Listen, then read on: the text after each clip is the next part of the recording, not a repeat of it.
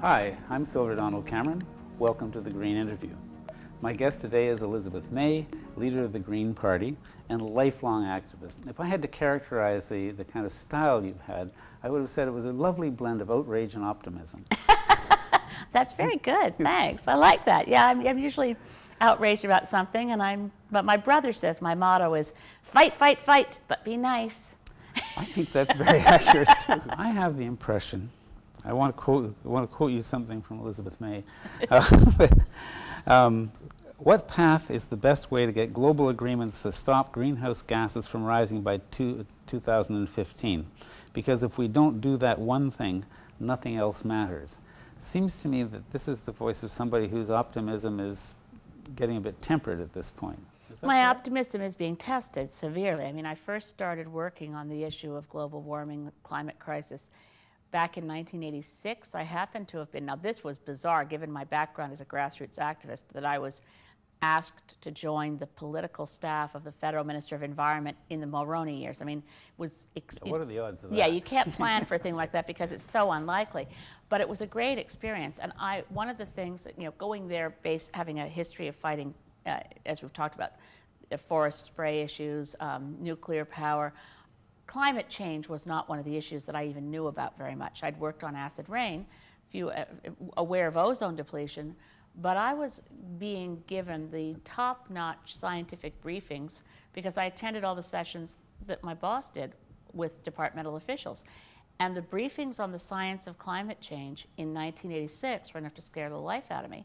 And this was when we were still talking about, there was never any doubt in the scientists' advice in terms of the fact that you add greenhouse gases to the atmosphere, you're destabilizing global climate. None of this was ever in any kind of doubt. But I can remember them saying by 2030 we could see the glaciers in retreat. Oh my God, the glaciers have been in retreat for the last decade. They're in retreat in the Rockies, the Himalayas, the Andes. The Drake glaciers are in retreat globally. And the ice cap melting, this is all much faster than the scientists had been saying back in '86. And so the science gets more and more robust, the warnings get clearer, and governments are still playing this game of, oh, well, maybe next time, or, there's only so much we can do without harming our economy. And at least the Canadian government, and now you have, Stephen Harper as Prime Minister. I don't know how many Canadians know this, but I cannot find any evidence that he's received a single scientific briefing as Prime Minister of this country on the climate crisis.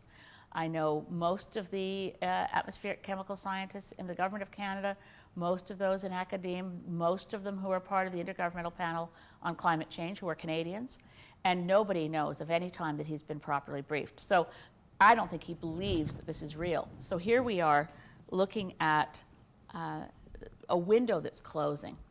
And the window that's closing is closing on our opportunity to make a transition away from fossil fuels, to do it in a way that's beneficial for society, and to do it sufficiently quickly and aggressively that we can avoid the worst case scenarios of the climate crisis. We can no longer avoid the fact that we've changed the atmosphere. We've changed the chemistry of the atmosphere.